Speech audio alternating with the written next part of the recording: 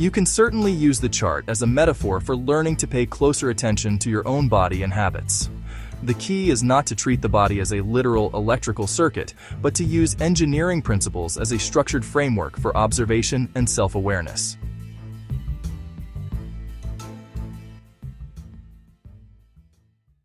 The internal grid technique. Thinking like an electrical engineer. Imagine for a moment that your nervous system has hired you as its newest apprentice electrician.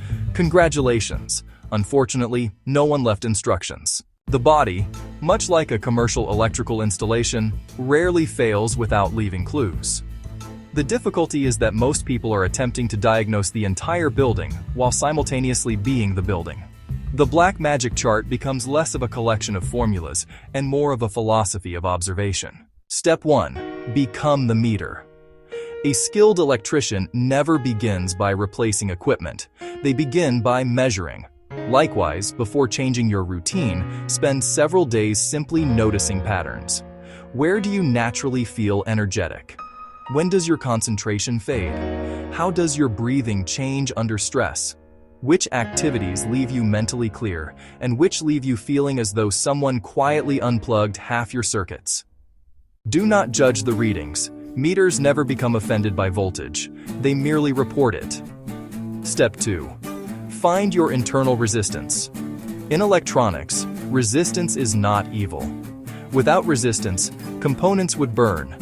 In life, resistance often appears as tension, fatigue, distraction, or hesitation. Instead of asking, "Why am I lazy?" ask, "Where is resistance increasing?" Perhaps sleep has shortened. Perhaps stress has accumulated. Perhaps your environment is demanding more than your available mental bandwidth. Engineers troubleshoot systems. They do not insult them. Step 3. Trace the current. Current represents movement, not frantic activity. Meaningful flow. Notice when ideas move easily. Notice conversations that energize rather than exhaust you. Notice tasks that seem to generate momentum. Think of these as your strongest current paths. Likewise, identify the places where attention continually stalls. Those are your bottlenecks. The goal is not maximum motion. The goal is smooth motion. Step 4. Watch for voltage. Drop. Long electrical runs. Lose some voltage because of resistance. Humans experience something similar. You wake with enthusiasm. Meetings happen. Notifications multiply. Unexpected problems arrive. By late afternoon, your mental voltage feels lower than it did at sunrise. Rather than blaming yourself, ask, where did the energy get spent? Sometimes the answer is worthwhile work. Sometimes the answer is 37 unnecessary interruptions and a remarkably persuasive refrigerator. Step 5. Respect thermal limits. Every conductor has a safe operating range. So do people. Exceeding limits occasionally may be necessary.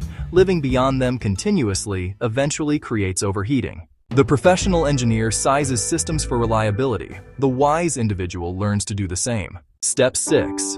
Build your personal grid map. Over several weeks, sketch a simple map of recurring observations. Times of highest focus. Activities that restore attention. Activities that consistently drain it. Physical signs of mounting stress. Habits associated with better sleep and clearer thinking. Eventually, patterns emerge. Not mystical patterns, observable ones. And observable patterns are the beginning of intelligent decisions. The final principle.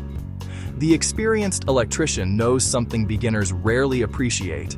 Electricity itself is invisible. Its effects are not.